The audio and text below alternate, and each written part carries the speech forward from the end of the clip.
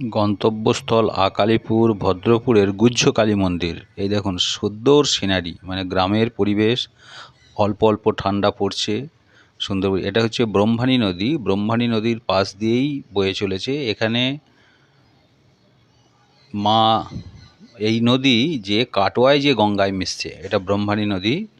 এই যে সিঁড়ি দেখছেন, এই সিঁড়ি মানে মায়ের মন্দিরের ওই বটগাছ আছে, বটগাছের পাশ থেকেই এই সিঁড়ি নেমেছে। অতীব সুন্দর এই বটগাছ, সিদ্ধ বটগাছ, অনেক পুরনো। এর ঝুড়িগুলো মানে একদম এক একটা পিলারের মতো দাঁড়িয়ে রয়েছে ঝুড়িগুলো। অপূর্ব সুন্দর দৃশ্য, পাশে নদী, সুন্দর জঙ্গলাকীর্ণ, মানে এত ফাঁকা জায়গা। এমনিতেই পশ্চিমবঙ্গ হচ্ছে কালী সাধনার অন্যতম পীঠস্থান। তো এই ভদ্রপুর, এই গুহ্যকালী মন্দির ভারতবর্ষের কোনো জায়গায় আপনি পাবেন না, ভারতবর্ষের মধ্যে একমাত্র এখানেই পাবেন। মাকে প্রথম যখন এই নদী থেকে আনা হয়, তখন নৌকো থেকে নামিয়ে যে জায়গায় রাখা হয়েছিল, এখানেই সেই এরপরে একটা বেদি আছে, ওই বেদির মধ্যেই মাকে প্রথম রাখা হয়েছিল। তারপরে মন্দির নির্মাণ হয়, মন্দির নির্মাণের পরে ওখানে পার্মানেন্ট, এবং মন্দিরটাও অপূর্ব দর্শন, সেটার ব্যাপারে ডিটেলে করছি। এই যে বেদি, এই বেদির মধ্যে মাকে প্রথম রাখা হয়। তো মায়ের মন্দিরের যে চূড়া, এই মন্দির হচ্ছে 8 কোণ বিশিষ্ট, ছোট ছোট ইঁট দিয়ে, পুরনো আমলের যে ইঁট, চুন সুরকির গাঁথা। মন্দিরের গর্ভগৃহ অপূর্ব দৃশ্য, এর গঠনশৈলী অনেকটা দুর্গের মতো। 3টি দরজা, দক্ষিণ দিক, পূর্ব দিক, পশ্চিম দিক। দক্ষিণমুখী মা বসে আছেন, এবং পশ্চিম দিকে দেয়ালে কোনো প্লাস্টার নেই, এবং অসংখ্য ফাটল চারিদিকে, এখনও ফাঁকা এবং মনোরম দৃশ্য। বাঙালি হিসেবে গর্ব করার মতো জায়গা, বাংলা কালী সাধনার অন্যতম। আর এই মন্দির, এর গঠনশৈলী, মহাকালের শক্তিরূপা হচ্ছে মা কালী। মা কালীর বিভিন্ন রূপ, দক্ষিণা কালী, গুহ্য কালী, বিভিন্ন কালীর বিভিন্ন নাম আছে। তার মানে ধ্যান মন্ত্রেই সমস্ত রয়েছে। দেখুন মন্দিরটায় ওপরে সব ফণা বিশিষ্ট সব নাগ।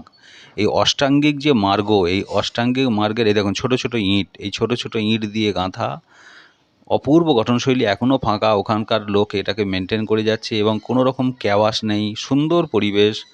দুপুরবেলা, রাত্রে কিন্তু কোনো পুজো হয় না। কালী, এদের শুক্লা চতুর্দশী এবং রটন্তী পুজোয় এদের বিষয়। দেখুন মায়ের যে মূর্তি তার বর্ণনা, মা গুহ্যকালী, গুহ্য কথার অর্থ হচ্ছে একান্ত গোপনীয়।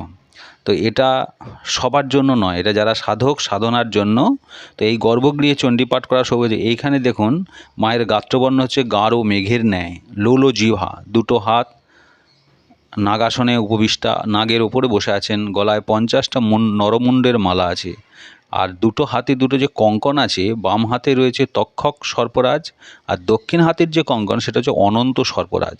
মাথায় সহস্র নাগের মুকুট, দেখুন পরপর সব নাগের মুকুট আছে, এবং যে পৈতে উনি পড়ে আছেন সেটাও নাগের যজ্ঞোপবীত।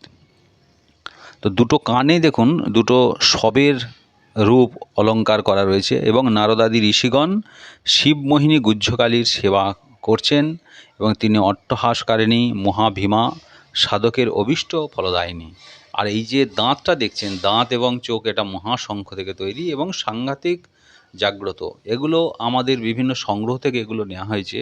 তো এখানে চণ্ডীপাঠ এবং যজ্ঞ করার জন্য কেউ যদি করতে চান তো যোগাযোগ করবেন। ওখানকার পুরোহিত যিনি রয়েছেন তিনিও খুব ভদ্র, এবং ওনার ফোন নাম্বারও আমি দিয়ে দেবো, এবং আমার সঙ্গেও যোগাযোগ করতে পারেন। আমাদের অন্নপূর্ণা মন্দিরে যেরকম হয় সেরকম এখানেও বিভিন্ন ভারতবর্ষের বিভিন্ন পীঠস্থানে, যেমন আমি যে যজ্ঞ চণ্ডীপাঠ করি, তো এটাও একটি অন্যতম পবিত্র বাঙালি হিসেবে গর্ব করার মতো জায়গা, এবং সারা পৃথিবীকে এটা দেখানোর জন্য এই ধরনের ভিডিও করা। এবং এই মা গুহ্যকালী মূর্তি, এটা সাংঘাতিক অপূর্ব দর্শন। জয় মা। এটা যেমন প্রাকৃতিক সৌন্দর্য তেমন আধ্যাত্মিক, তো দুদিকে। এবং রাস্তাঘাটও সাংঘাতিক ভালো। এখানে আপনি তারাপীঠ এলে তারাপীঠ থেকে খুব কাছাকাছি, নলহাটি মন্দির থেকে খুব কাছাকাছি, তারাপীঠ থেকে বা নলহাটি মন্দির থেকে বোধহয় 12 কিলোমিটার। নলাটেশ্বরী মন্দির দর্শন করে তারপর আপনি ওখানে যেতে পারেন। এবার ওখানে ভোগ পাওয়ারও সব ব্যবস্থা রয়েছে। এবার মন্দির করা, এবার দেখুন এই যে ফিরছি, এই যে ন্যাচারাল ভিউটি দেখুন, সুন্দর সেনানি। রাধে রাধে, ভালো থাকবেন।